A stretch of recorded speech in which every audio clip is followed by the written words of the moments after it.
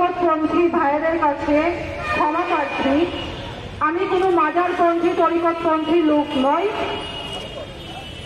আমি আসলে ফেসবুকে যখন প্রতিনিয়ত পোস্টগুলো দেখতেছিলাম, আসলে আমি আর চুপ করে থাকতে পারলাম না তখন, যখন আমি দেখি আমার তরিকতপন্থী এক ভাই আজকে রাসূলকে ভালোবাসে বলে তার জীবন উৎসর্গ করতে হয়েছে।